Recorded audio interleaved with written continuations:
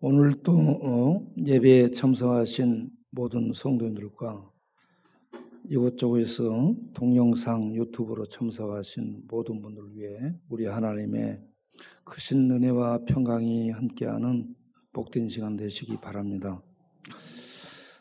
지금 코로나로 다들 어렵다 하는데 저는 코로나가 별로 어렵지 않습니다.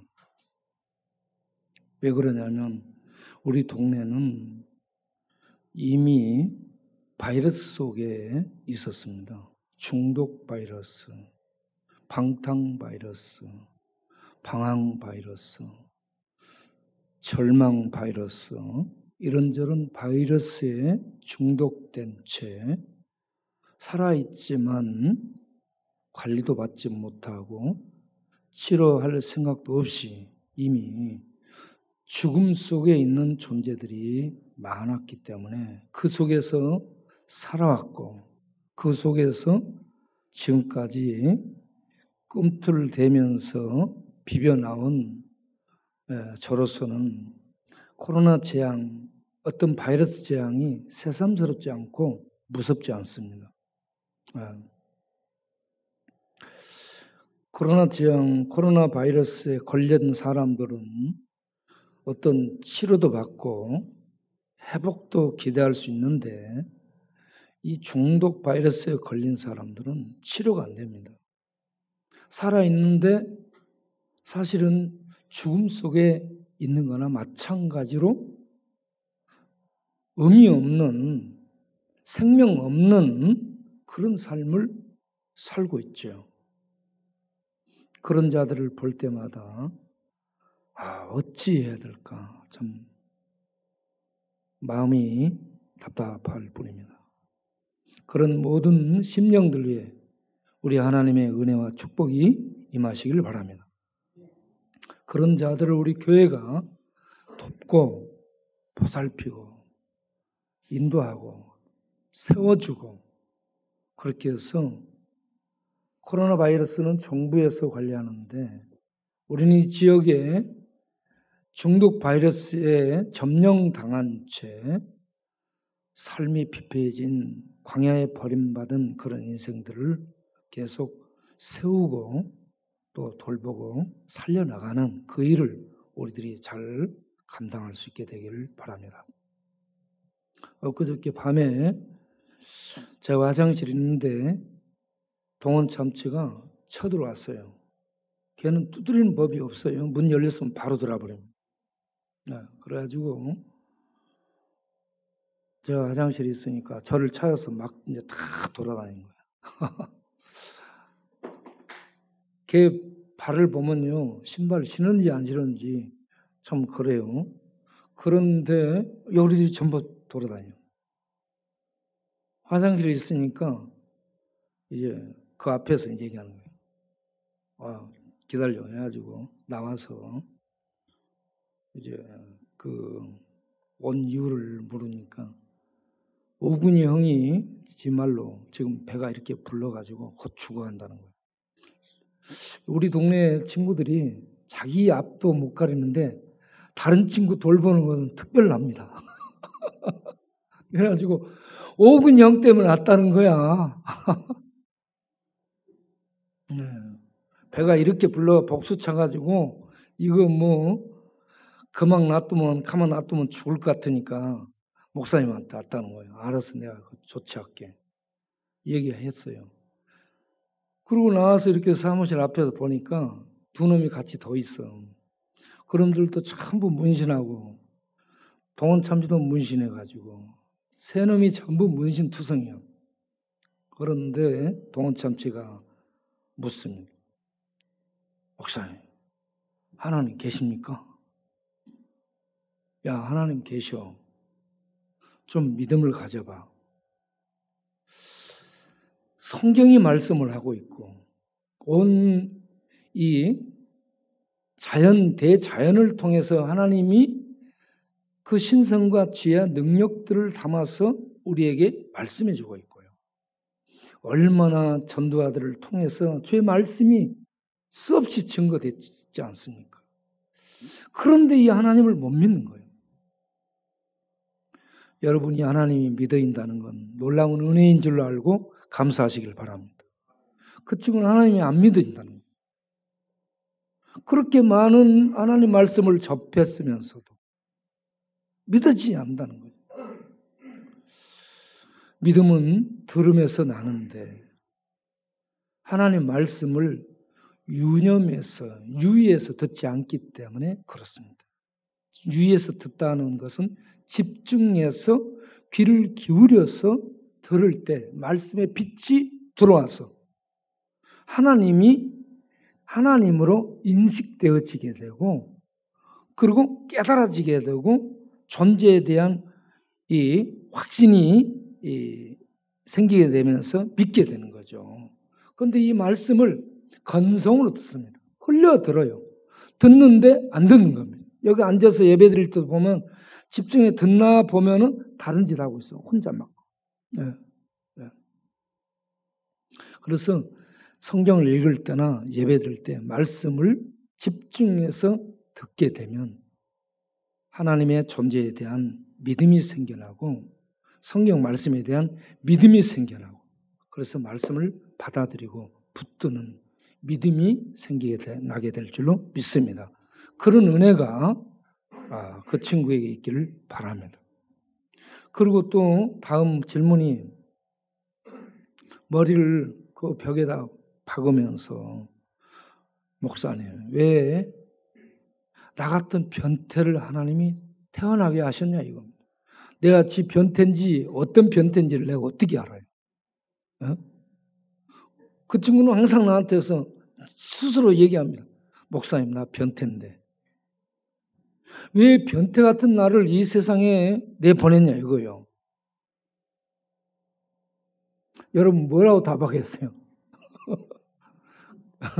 그래서 제가 세상에 변태들이 하도 많으니까 너 같은 변태를 태어나게 해서 하나님의 진리를 깨닫게 해가지고 그 변태들을 하나님께 인도할 수 있도록 하기 위해서 너를 세상에 태어나게 하셨을 거야.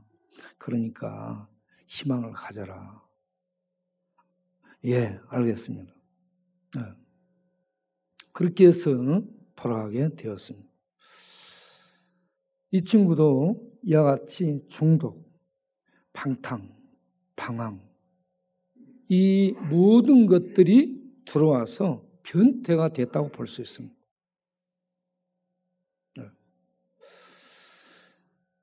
참 이 친구뿐만이 아니라 그 앞전주에 충남대 법대에 나왔다는 친구가 또 와서 질문을 했습니다.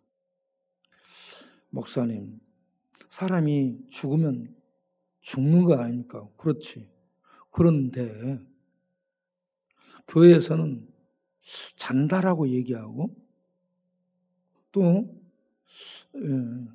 천국 갔다 안식에 들어갔다라고 얘기하는데 그게 무슨 말입니까? 죽으면 없어지는 거 아니지 않습니까? 죽으면 우리 몸은 흙으로 돌아가지만 우리 영혼은 없어지지 않냐고. 우리 영혼은 하나님의 품 안에 들어가서 쉬게 되는데 이걸 잔다라고 표현하게 되고 안식한다라고 얘기하는 거라고. 그렇게 했다가 주님이 오실 때 영혼과 육체가 신령한 연합을 하고 부활을 해서 주의 영광스러운 몸과 같은 그런 몸을 우리들이 입게 된다. 우리는 그렇게 믿고 있다. 그러니 이런 말씀에 대한 믿음을 가지라라고 했는데 이 친구도 그런 믿음이 없습니다. 그리고 하나님이 사랑의 하나님인데 왜 지옥을 만들었냐고. 지옥 만들어 놓은 것에 대해서 불편한 거예요, 얘들. 세상 사람들은. 지옥이 없으면 마음껏 살 수 있는데 지옥이 있기 때문에 불편하고 걸리는 거예요. 그런데 사랑의 하나님이라고 단서를 달아요. 그 배후에는 무슨 의도가 있을까? 내 마음대로 살고 싶다 이거죠. 사랑의 하나님 믿고. 지옥이 없었으면 좋겠다는 의도라고 생각이 들었습니다. 그런데 지옥이 있는 것 때문에 겁이 나는 거죠. 네. 그래서 지옥은 어떤 곳인가 설명을 하면 예루살렘에 이 흰놈의 골짜기라는 곳이 있었는데 그곳에 쓰레기를 태우고 사람들의 오물, 배변한 오물을 갖다 버리고 죽은 사체를 태우고 저주받은 그런 사용수라든지 이런 들짐승 죽은 시체들을 갖다 거기서 태웠는데 그곳은 쓰레기와 함께 더러운 것들이 계속 타고 있기 때문에 그들이 생각할 때 그것을 지옥이라고 생각했던 것이야. 그것은 나중에 예수님이 지옥이라고 말씀을 하게 된 거거든.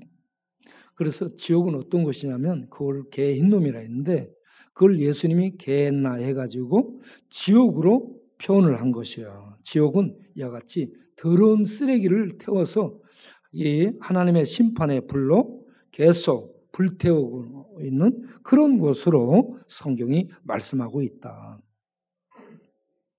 네. 이 세상도 쓰레기를 처리하는 그런 곳이 있는 것처럼 하나님은 더러운 죄, 불결한 마귀, 사탄, 귀신들, 그리고 더러운 죄인들까지 거기에서 처리를 하는 것이다. 그러니까 천국도 있지만 지옥도 있다는 것을 믿으라 라고 얘기를 했죠. 그런데 이 친구는 믿음을 갖지 못하고 나중에 다시 오겠습니다 라고 떠나갔습니다. 저는 그런 친구들을 보면서 우리는 하나님 말씀 읽으면 이게 믿어진다는 겁니다. 하나님의 존재가 믿어지고 하나님이 이렇게 계획하신 것이 믿어지고 하나님이 이렇게 하셨다는 것들이 믿어지는데 이게 믿어지지 않다니. 참 그래서 베드로가 너희는 나를 누구로 아느냐 할 때 주는 그리스도시요 살아계신 하나님의 아들입니다라고 믿음의 고백을 할 때 예수님이 야 이것을 너에게 알게 하니는 사람이 아니고 네 실력이 아니고 하늘에 계신 내 아버지다 라고 말씀을 한 것처럼 하나님께서 우리에게 은혜를 주셔서 하나님이 믿어지고 말씀이 믿어지고 깨달아지고 또 그 확신 속에 들어가서 살 수 있게 하심을 감사하시기 바랍니다.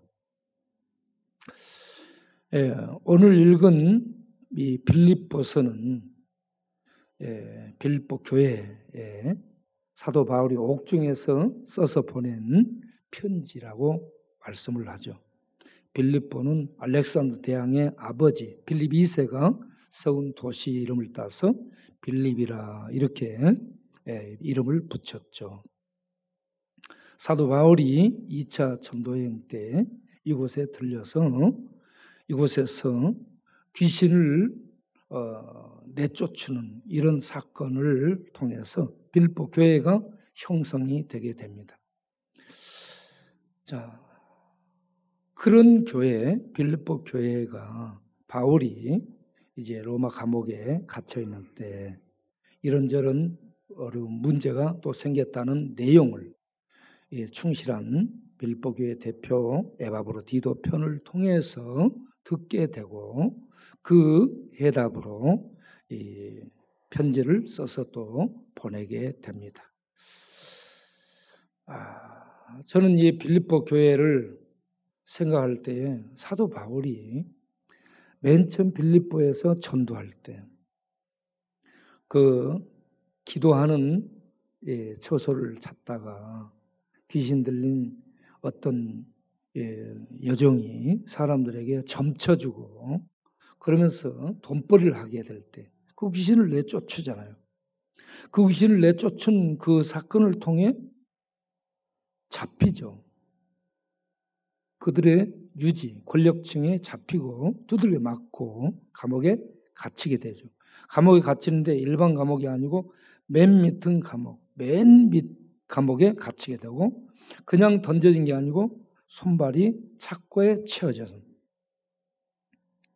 그래서 참 복음을 전하고 사람을 치유해주고 회복시켜준 결과 이와 같이 감옥에 두들겨 맞고 던져져서 이러한 고생을 해야 되는 그런 상황이죠. 그런데 그 밤에 바울 신라가 하나님을 찬양하며 기도했더라.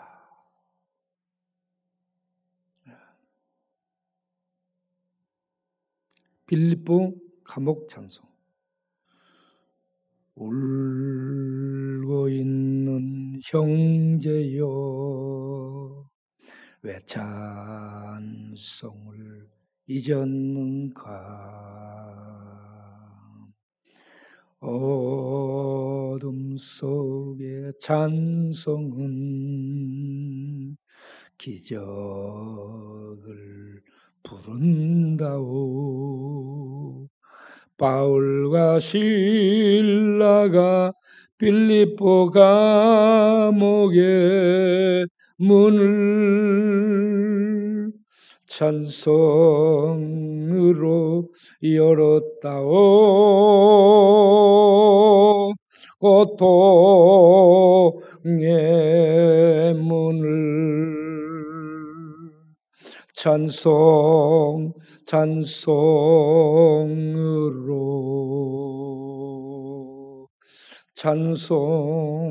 찬송으로.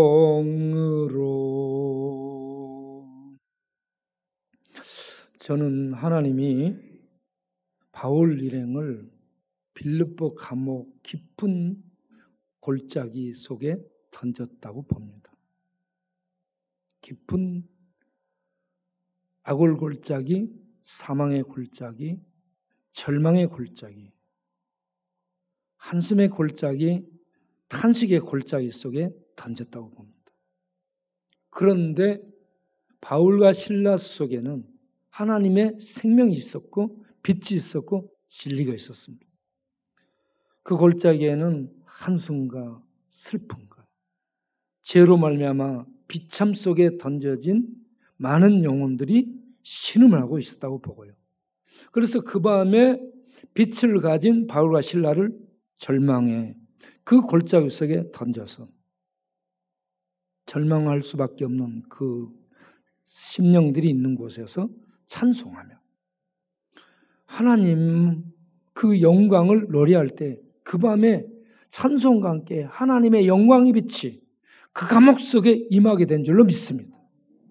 그래서 그 감옥에서 절망, 탄식, 비참 속에 있던 영혼들에게 하나님의 빛이 임하고 하나님의 진리가 그 속에 임해서 영혼들이 깨어나게 하는 이런 놀라운 역사를 가져왔다고 볼 수 있습니다. 그래서 눈물의 골짜기, 탄식의 골짜기, 절망의 골짜기, 슬픔의 골짜기. 시편 84편 5절 6절 보면 골짜기가 눈물의 골짜기인데 눈물의 골짜기는 슬프고 힘들고 어렵다는 얘기입니다.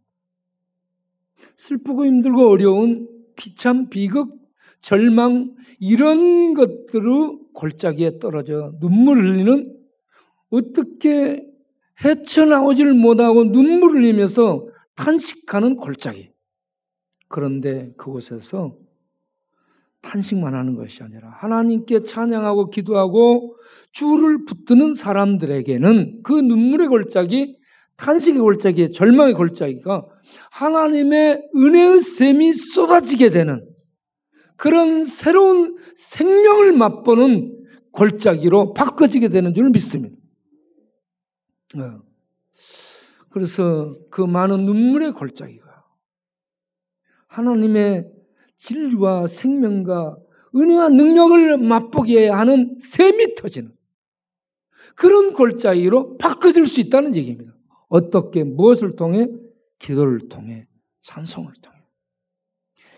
그래서 우리 믿는 자들이 어디에 던져지든 어떤 곳에 떨어져 있든 그곳에서 찬송하며 기도함으로 하나님이 역사해서 그것을 움직임으로 생명의 샘이 터지고 은혜의 샘이 터져서 그곳에 있는 탄식하는 영혼들이 살아나게 되는 역사가 있게 될 줄로 믿습니다.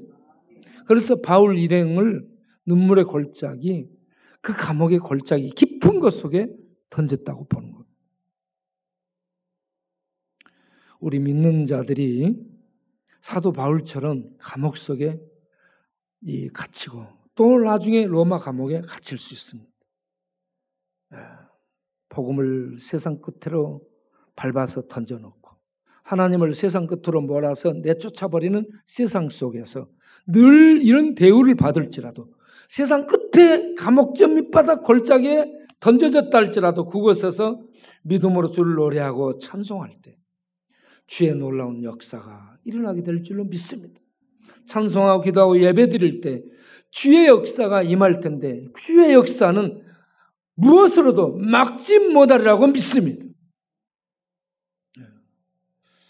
우리는 이곳에 이 영등포 뒷동네 사망의 골짜기, 절망의 골짜기, 죽음의 냄새나는 골짜기, 죄악의 이 냄새가 온 동네를 지배하고 있는 골짜기에 우리 성도님들을 보내시고 또 우리 교회를 이곳에 세운 줄로 믿습니다.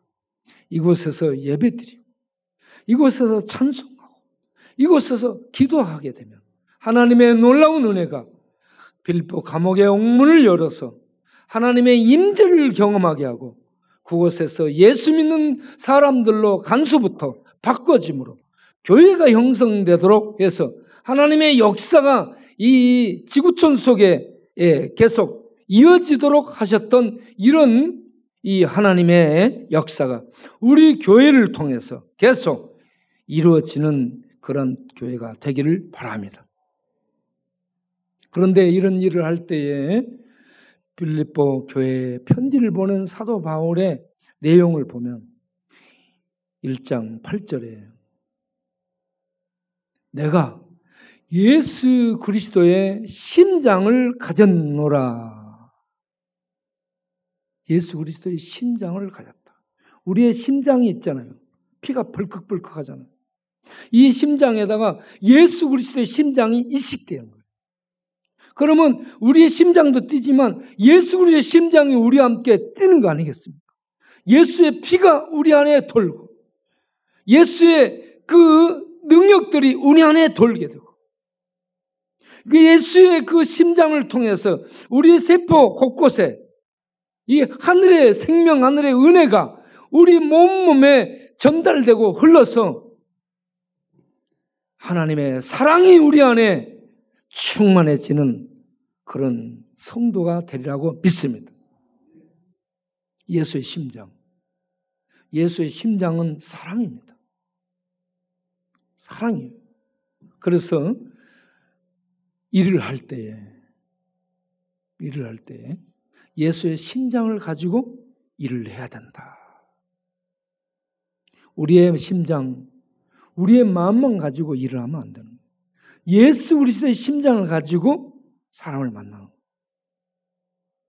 예수 그리스도의 심장을 가지고 봉사를 하는 거예요. 예수 그리스도의 심장을 가지고 교제를 하는 겁니다. 자, 1장 5절을 보게 되면 너희가 첫날부터 이제까지 복음을 위한 일에 참여하고 있기 때문이다. 처음부터 지금까지 복음을 위해서 너희들이 참여하고 있다. 이 참여가 교제입니다. 함께 하는 겁니다.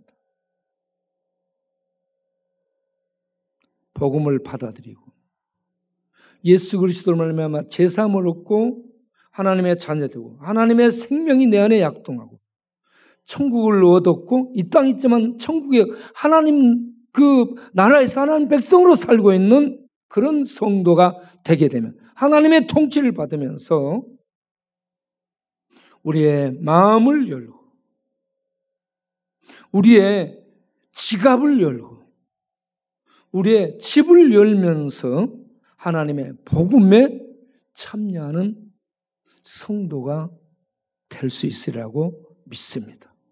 누르디아 빌립보 교회를 이렇게 세우고 유지하고 불법 교회를 지속시키는 일에 헌신한 여자가 루디아입니다. 루디아는 마음을 열어서 복음을 받아들인 여자예요. 지갑을 열어서 헌금으로 하나님 복음 사역에 처음부터 투자를 한 헌신한 여자예요. 자기 집을 열어서 집에서 예배를 드릴 수 있도록 인도를 한, 그렇게 드린, 하나님의 은혜에 자기를 몽땅 드린 이러한 여인이었습니다. 첫날부터, 처음부터 복음에 사로잡힌 바 되었어요. 이와 같이 헌신한. 이게 어떻게 되느냐? 하나님의 사랑이 부어지게 될 때, 예수 그리스도의 심장이 내게 이식되게 될 때, 우리는 하나님의 생명과 사랑 속에, 천국의 그 벅찬 은혜 속에 들어가서 이 땅에 있지만 하늘 속에 들어가게 됨으로 말미암아서 모든 것들을 오픈하고 헌신하는 천상의 사역자로 살 수 있게 될 줄로 믿습니다. 그래서 우리가 조금 이렇게 하는 것이 아니라 복음이 들어오면, 복음 생명이 들어오면, 복음의 진리가 들어오면 우리들은 이와 같이 하나님의 생명을 바쳐서 나를 살렸은즉 그 생명을 바친 하나님의 심장이 내 안에서 벌컥벌컥 뛰고 있다면 우리가 예수의 심장을 가지고 무엇을 못하겠습니까? 참여할 수 있는, 교제할 수 있는, 봉사할 수 있는 그런 우리가 될 수 있게 될 줄로 믿습니다. 우리 교회가, 세상은 전쟁의 역사고요, 질병, 재앙의 역사고 죽음이 지배하는 역사입니다. 어느 시대나 어려움이 있었고, 코로나 지금 매스컴에 보도되기 때문에 난리죠. 옛날엔 보도되지 않은 상태에 똑같은 이런 시대 상황이 계속됐습니다. 그러니 이건 겁날 거 없고요. 이 우리 안에 예수 그리스도의 심장이 있고 예수 그리스도의 생명이 있다면 이런 거 아무것도 아닙니다.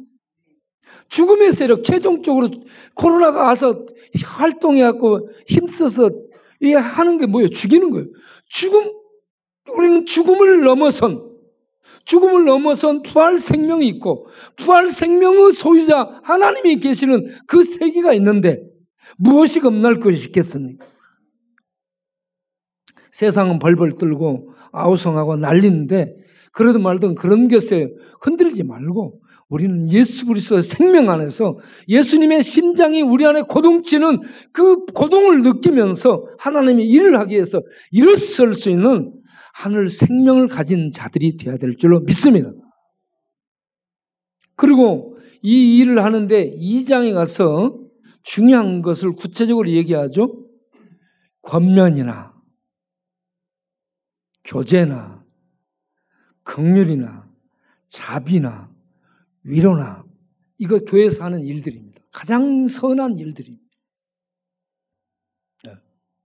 이런 일을 할 때에 우리들이 잘못하면 비난할 수 있습니다. 책망할 수 있습니다. 비평할 수 있고요. 비방할 수 있고요. 그래서 우리가 아픔을 줄 수 있습니다. 여러분, 비판은 좋은 겁니다.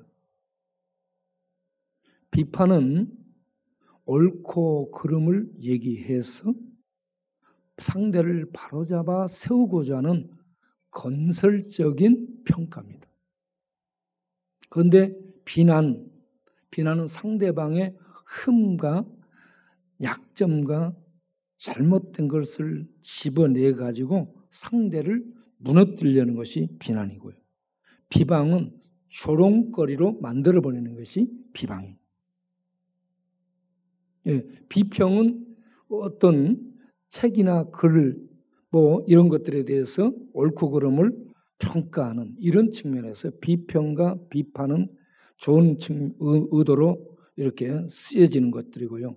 비난, 비방은 상대방을 아프게 만드는 그런 이 결과를 가져오는 것이죠.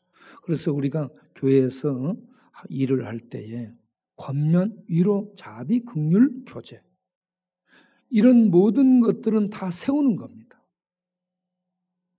성도를 세우는 것이고 성도를 잡아주는 것이고 성도를 붙잡아서 일으키는 것이고 마음이 무너지잖아요. 대부분 마음을 일으켜주는 거예요. 마음을 붙잡아주는 거예요. 마음을 세워주는 거예요. 마음을 지지해주는 거예요. 이런 것을 할 때 얼마나 이게 귀한 일입니까? 이런 일을 할 때에 반드시 가져야 될 게 예수 그리스도의 마음으로 하라. 예수 그리스도의 마음으로 하지 않고 심리학적 기법, 상담학적 기법, 어떤 철학적 사고, 아니면 자기 경험적 판단 이런 것들을 근거로 해서 하게 되면 좋은 것 같고 잘하는 것 같은데 상처가 있고 아픔이 생길 수 있습니다.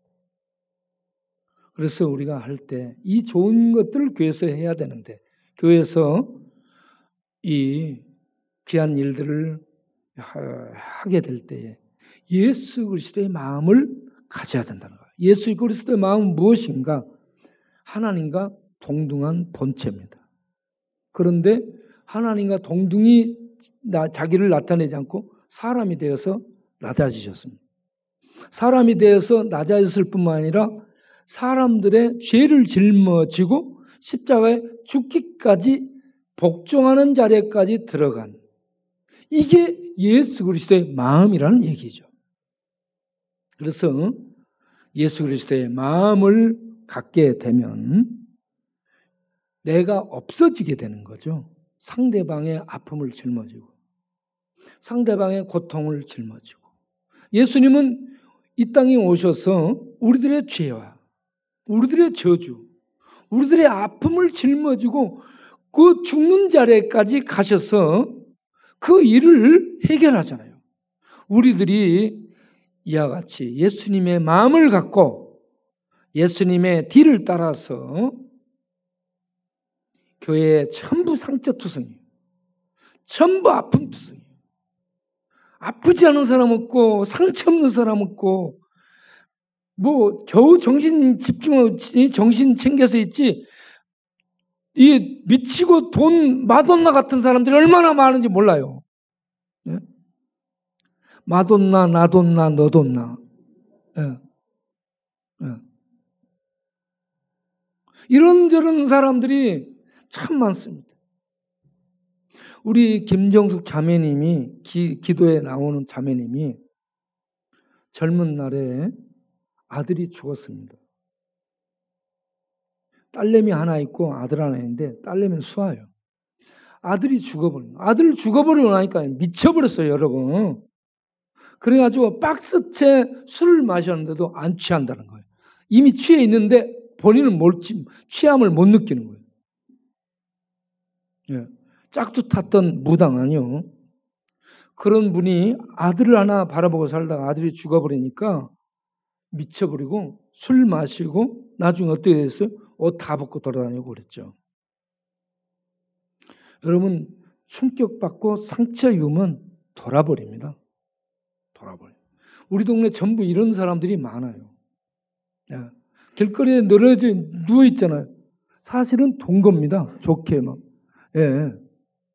예. 좋게 우리가 그냥 힘들지 하면서 이렇게 얘기하는데 집 놔두고 저렇게 나와서 이 노상에서 자는 사람이 맨정신이에요 지금?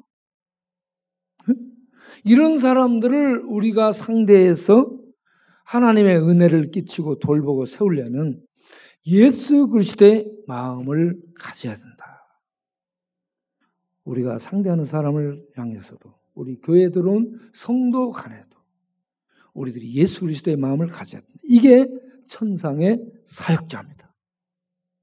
우리는 지상의 사역자로 남아있지 말고 지상의 어떤 돈벌이 하는 상담사로 가지 말고 하나님의 번영을 받은 바울처럼 예수 그리스도의 마음을 갖고 예수의 심장을 가지고 이런 일을 하는 자리에 들어가자. 불법 교회에 대한 이 처방을 이렇게 내리고 있습니다. 그리고 세 번째는 3장 14절에 푯대를 바라보며 나가자 하는 겁니다. 푯대는 목표고 목표는 비전이고 목표는 사명입니다. 사명을 받은 자. 사도 바울은 하나님께로부터 사명을 받았어. 무슨 사명? 이방인들에게 복음을 전파하는 사명. 이방인들에게 복음을 전파하는 이 사명을 가지고 이 사명 수행을 위해서 달려가노라. 감옥에 있어요, 지금.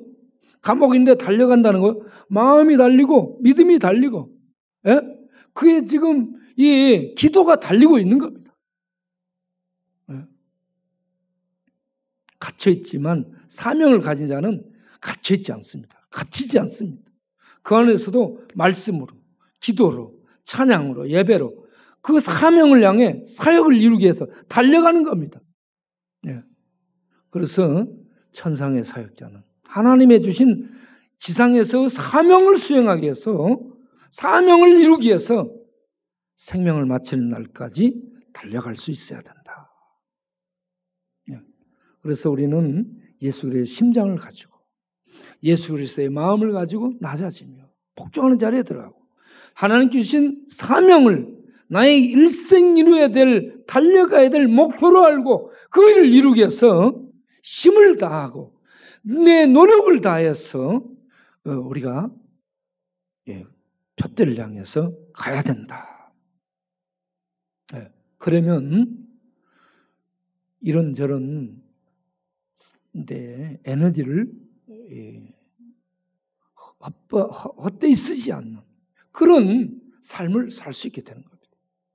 그렇게 살아가는데 사장에 가서 보게 되면 어려운 일들이 생기죠. 어려움이 생기면 기쁨이 없어집니다. 어려운 문제를 만나봐요. 한숨 나오고 답답해지고 힘들어지죠. 기쁨이 없어져요. 그래서 4장 4절에 기뻐하라. 주 안에 있잖아. 우리가 주 밖에 있나? 우리가 세상에 있나? 주 안에 있지 않냐? 주 안에 있다는 당신을 확인하라. 주 안이 어떤 곳이야? 천국이고 생명이고 진리고 하나님 안에 있지 않냐? 하나님의 보호 안에 있지 않냐? 하나님과 함께 있지 않냐? 그 자체로 기뻐하지 상황에 휩쓸리지 마라. 어떤 상황이 와도 주 안에 있다는 거 확인하고 주 안에서 기뻐하라. 할렐루야. 주 안에서 기뻐하라. 지금 감옥에 갇혔어요. 빌립보 감옥에 옛날에 경험했어요. 그럼에도 그가 절망하지 않죠. 슬퍼하지 않죠. 기뻐했어요. 감옥에 있어요. 기뻐해요. 환경을 초월하고 질병을 초월하고 시대의 통치를 초월하여서 그 뭣도 가둘 수 없는 하나님 안에서 기뻐하는 천상의 삶, 이 천상의 삶을 우리들이 살 수 있기를 바랍니다. 주 안에서 기뻐하라. 그 다음에 5절이 뭐예요? 너의 관용을 나타내 보이라 하는 얘기입니다. 관용이 뭡니까? 배려죠. 친절함이죠. 따뜻함이죠. 온유함입니다. 너희들의 관용을 나타내 보여라. 왜? 주께서 가까이 계시니라. 주께서 금방 오신다는 얘기입니다. 사도 바울이 이 빌립보 감옥에 이 빌립보서를 써서 보낸 때가 정확하게 모릅니다. 그런데 대략적으로 AD 63년경으로 추정을 하는데 감옥에 갇혀서 이 편지를 써보낸 1세기에 지금 2000년이 지났어요. 2000년이 지났어요. 그런데 아직 주님은 안 왔어. 그런데 주님은 가까이 계신다고 얘기해요. 여러분 어떻게 이해하십니까? 주께서는 하루가 1000년 같고 1000년이 하루 같으니까 2000이 지났으면 하나님 보실 때 이틀 지난 거예요.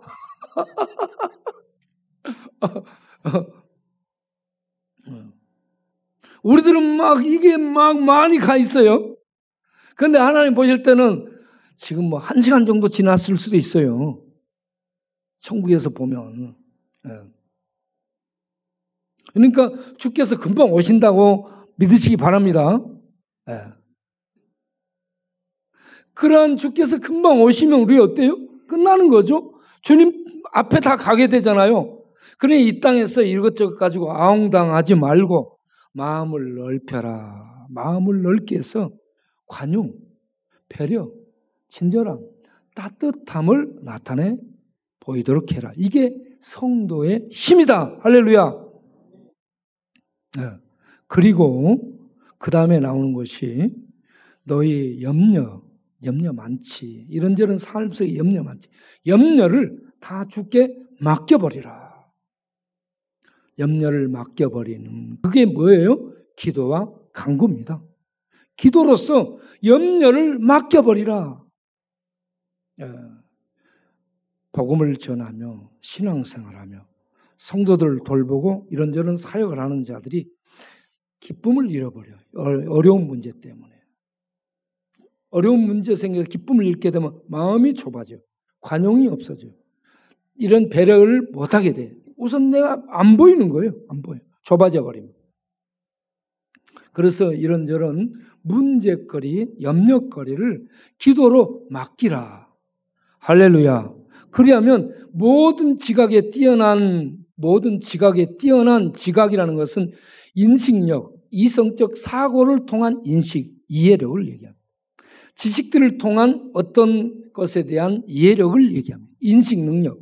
이런 것들보다 탁월하다, 훨씬 뛰어난, 비교가 안 되는, 훨씬 위에 있는 탁월한, 뛰어난 그리스도 예수 안에서 주는 하나님의 평강, 이 평강이 너희 마음과 생각을 지키리라. 할렐루야. 네. 그래서 염려, 근심, 걱정 이런 것들 오면 기쁨 잃고 마음 좁아지고 그러면 사람들이 안 보여. 하나님의 은혜를 베풀고 행할 수 있는 힘이 없어져. 좁아져 버려. 내 걱정, 내가만 보이는. 이런 것들을 맡겨버리고 모든 지각, 모든 순령이는 이런 모든 것들, 인식, 이해력, 사고력 이런 모든 것 위에 뛰어난 하나님의 평강이 우리 안에 있게 되면 마음이 넓어지게 됩니다. 그러면 어려운 사람들이 보여지고 그들에 대해 손 내밀 수 있게 되고 그들을 안아줄 수 있게 되고 그들을 축복해 줄 수 있고 붙들 수 있는 생명 에너지 하나님의 그 힘들이 내게서 나올 수 있게 되는 거죠. 이게 없게 되면 못하는 겁니다. 못해요.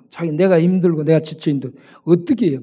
그런 은혜가 내 안에 넘쳐나게 되면 샘이 내 안에서 평강의 샘이 은혜의 샘들이 넘쳐나게 되면 흘려보낼 수 있죠. 나갈 수 있죠.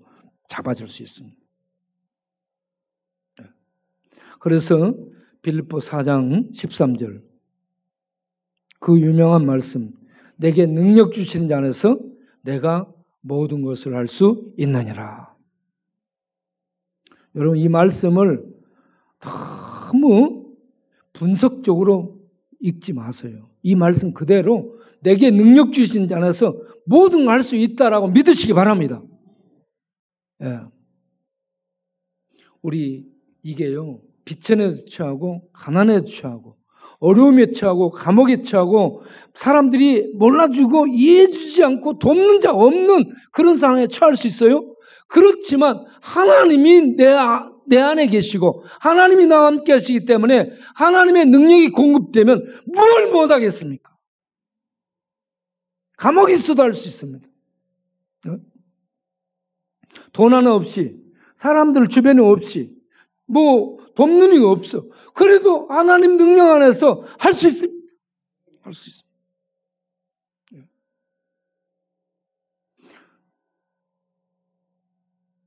제가 이 동네에 왔을 때 허미 들고 큰 산을 마주보고 선 것처럼 참 초라함을 느꼈습니다. 어떻게 하지? 큰 산을 허미에 들고 내가 이건 말이 안 되는 내 모습이에요. 그런데 할 수 있거든요. 무슨 말이냐? 믿는 자에게 능치 못할 일이 없느니라. 내게 능력 주시는 자 안에서 내가 모든 것을 할 수 있느니라. 이런 말씀들이 힘이 되기 때문에 가자 해가지고 복음의 호미질을 한 겁니다. 복음의 삽질을 한 거예요. 그렇게 해가지고 한 번, 두 번 이렇게 파내고 또 덜어내고 이렇게 하다 보니까 복음으로 기경을 하게 되는 것이죠. 여러분 우리에게 한없는 은혜와 능력을 주시는 주님 안에 있는 자들은 할 수 있거든요. 무슨 말이냐? 능치 못함이 없음을 믿으시기 바랍니다. 하나님이 능력을 주시고 하십니다. 존 밀턴이 52세 때에 눈이 안 보이게 되죠. 그래서 53세부터 신학원 책을 쓰게 됩니다. 그리고 59세에 출판을 하게 되죠. 자, 왜 눈이 멀게 됐냐? 캠브리지 대학을 나왔고요. 문학 전공했었어요. 신학을 하려고 했어요. 그런데 영국 교회 부패를 보고 신학을 안 합니다. 글을 쓰기로 하죠. 글을 쓰기 위해서는 여러분 어때요? 책을 무지 봐야 됩니다. 책을 너무 많이 보는 그것 때문에 과로로 시력을 잃게 된 거예요. 그렇게 될 수 있습니다. 책을 많이 보면 글이 안 보여요. 그렇지만 그가 포기를 하지 않잖아요. 대서사시를 쓰고 싶었던 그 꿈, 눈을 잃었습니다.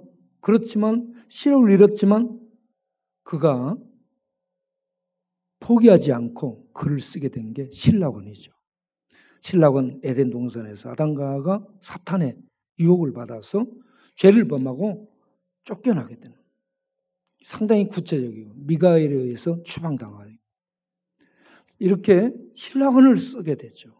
그리고 나중에 그 후속판으로 복랑원을 쓰게 되죠.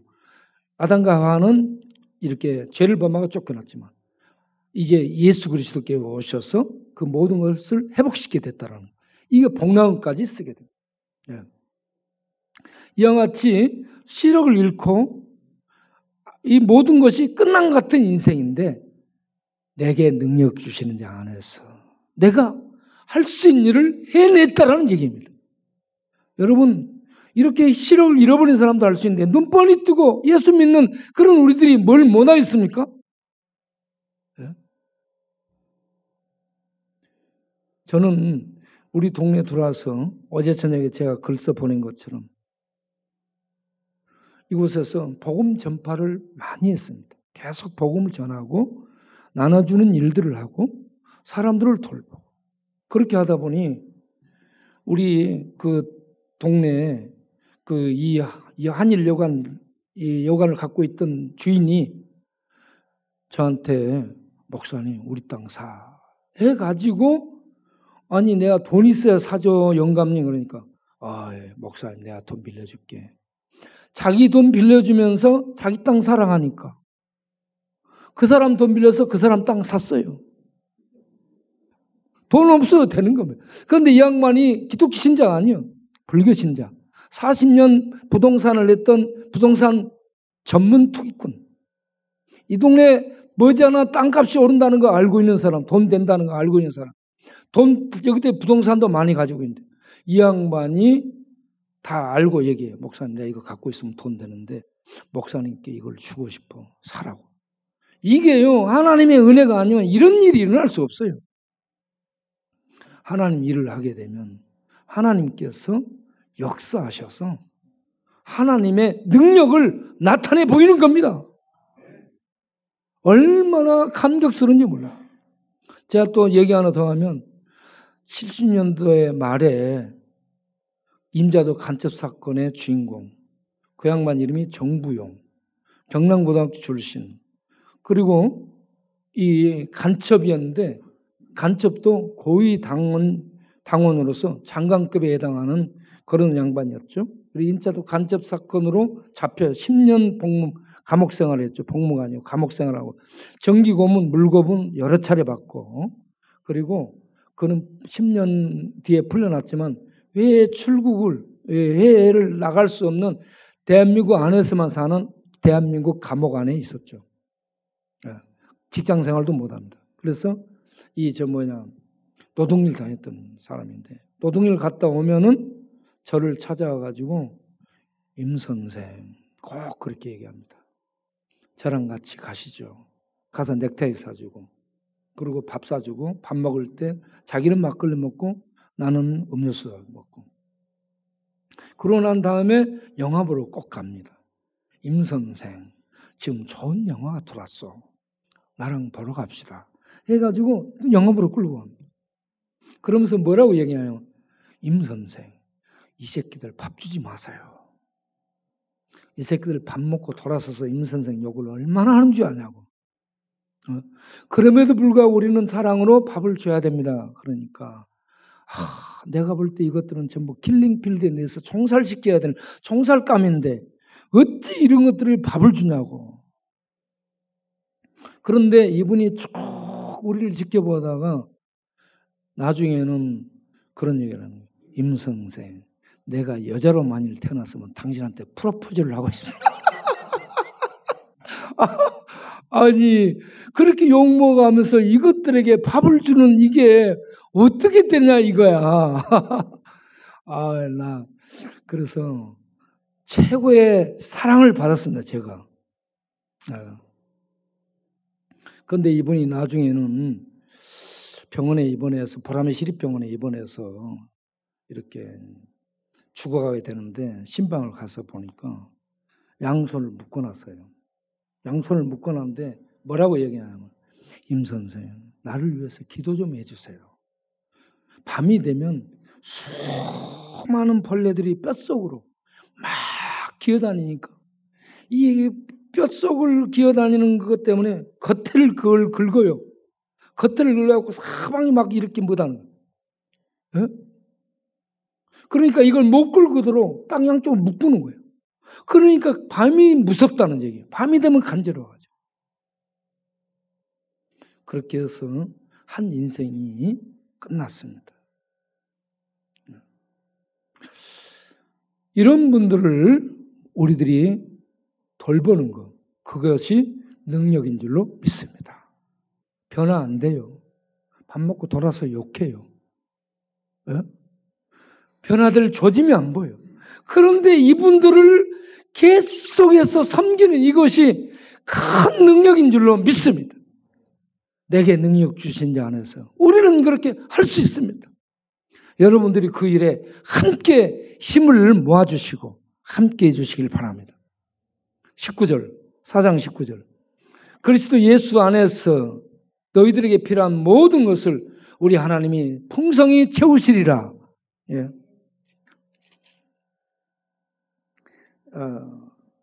그리스도 예수 안에서 영광 가운데 그 풍성한 대로 너희 모든 쓸 것을 하나님이 채우시리라. 할렐루야.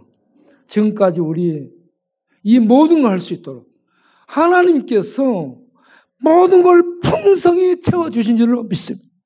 재벌 그룹에서 우리 도와준 게 없어요. 정부에서 우리 뭐 도와준 게 없어요. 하나님이 하늘에 계신 하나님이 영광 중에 그의 모든 필요를 우리의 모든 하나님의 사역들을 위해서 채워주신 줄로 믿습니다. 그 하나님이 우리와 함께 하십니다. 힘내십시오. 코로나 아무것도 아닙니다. 코로나보다 더 무서운 중독 재앙에 이미 이 동네는 점령당했어요. 이걸 뚫고 우리는 하늘의 생명과 빛과 진리의 능력을 가지고 나아가서 일으켜주고 세워주는 일을 하게 예수 그리스도의 심장을 가지고 예수 그리스도의 마음을 가지고 하나님이 주신 사명 안수를 위해서 우리에게 주어진 길을 달려갈 수 있는 하나님의 일꾼들 될 수 있기를 바랍니다. 기도하겠습니다. 살아계신 아버지 하나님 은혜를 감사합니다. 사도 바울이 내가 예수 그리스도의 심장을 가졌노라. 우리가 예수 그리스도의 마음을 가지고 일을 해야 된다. 나는 표대를 가진 거 달려가노라. 우리 모두 표대를 가지고 달려가야 된다. 주 안에서 기뻐하라. 간용을 베풀고 따뜻함을 나타내라. 염려, 근심, 걱정 다 기도로 맡겨버려라. 그래야면 모든 사고, 지각, 인식력 위에 하나님의 평강이 우리를 지키실 것이다. 그런 가운데서 하나님의 능력 안에서 모든 걸 할 수 있음을 믿고 전진하라. 주께서 채우시리라. 주님, 이러한 은혜를 우리 시대에 보면서 누리면서 나누면서 일하는 이 땅에 남겨진 하나님의 사역자들로 우리가 굳게 서게 하여 주옵소서. 예수님의 이름으로 기도합나이다. 아멘. 찬송가 384장 부르며 헌금을 하겠습니다.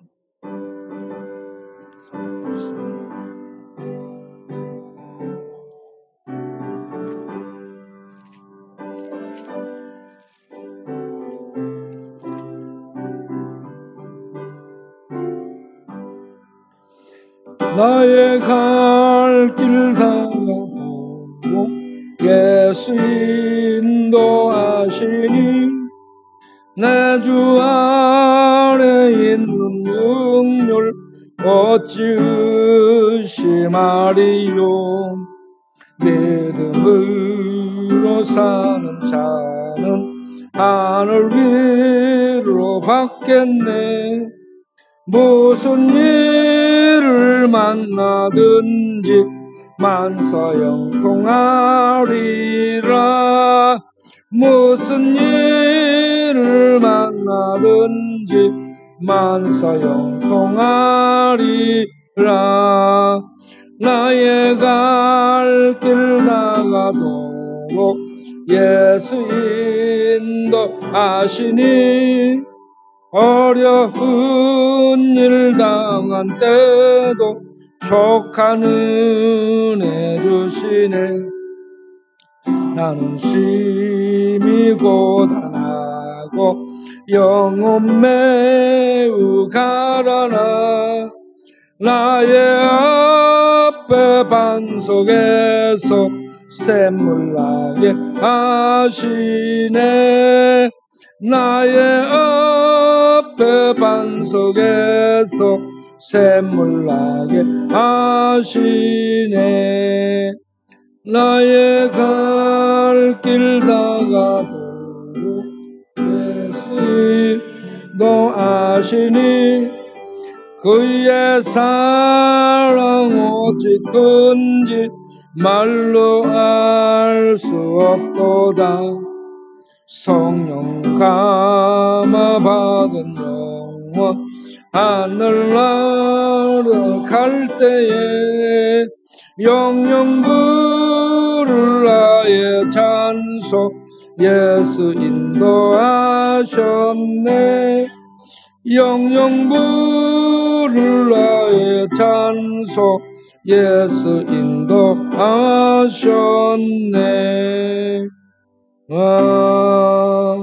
아멘. 헌금기도 하겠습니다. 하나님 감사합니다. 우리를 구원하여 주시고 우리와 함께 하시고 우리의 밑땅에서 하나님의 생명의 힘을 발휘하고 살 수 있도록 능력으로 역사하시고 모든 필요를 채우심을 감사드립니다. 오늘도 하나님의 놀라운 은혜에 감사하여 귀한 헌금 드리오니 받아주시고 드린 손길들을 기억하사 영혼이 자을되게 하시고 마음의 은혜와 평강이 넘치게 하시고 기쁨과 자유와 감격 속에 사는 복된 인생들 성도님들이 되게 하여 주옵소서. 뼛속도 강건하게 하시고 뼈골수가 윤택하게 하시고 뼈를 지탱하는 연골들, 신경들, 인대들 또한 그걸 붙들어주는 근육들까지 강건케 하시고 어장육부도 강건하도록 주의 빛으로 주의 은혜로 늘 만지시고 강건케 하여 주옵소서. 물질적으로도 축복하셔서 더 많이 나누고 베푸는 부요한 하나님의 복의 통로로 쓰임받는 복된 성도님들이 되게 하여 주옵소서. 코로나 재앙도 이기고 바이러스 재앙도 이기고 절망과 중독도 이기고 하나님의 생명의 빛 속에서 능력의 빛 가운데서 사는 복된 성도님들이 다 되게 하여 주옵소서. 예수님의 이름으로 기도하옵나이다. 아멘. 네. 자, 우리가 12시 반인데 밥 먹고 1시 20분에 모이도록 하겠습니다. 당회하고 회의하기 위해서 1시 한 20분쯤에 좀 빨리 모이도록 하겠습니다. 다 같이 일어나서 찬송가 1장하고 도로 마치겠습니다.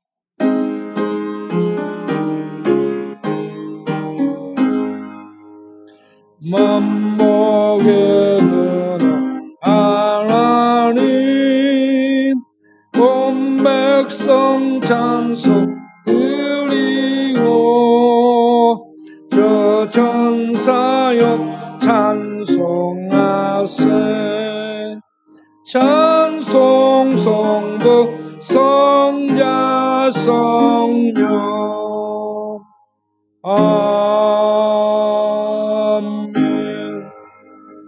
이제는 우리 주 예수 그리스도의 은혜와 우리 아버지 하나님의 영원하신 사랑과 성령의 믿음 주신가 거듭나게 하신가 내주 교통하신가 예배 드릴 수 있는 힘 주시고 성경 읽고 깨달을 수 있는 은혜 주시고 기도할 수 있는 힘 주시고 감옥에 던져도 찬양하고 기도하고 주를 노래할 수 있도록 힘 주시는, 그리고 주변을 돌보고 보살피며 전도하며 쓰러진 영혼을 일으켜 세우고 악령들을 싸워 물리치는 일을 할 수 있도록 능력으로 역사하는 성령님의 충만하심이 오늘 또 예배드리고 일어서는 전상의 사역자로 살기를 다짐하며 일어서는 하나님의 백성 위에 영원토록 함께 하시기를 간절히 축원하옵나이다. 아멘.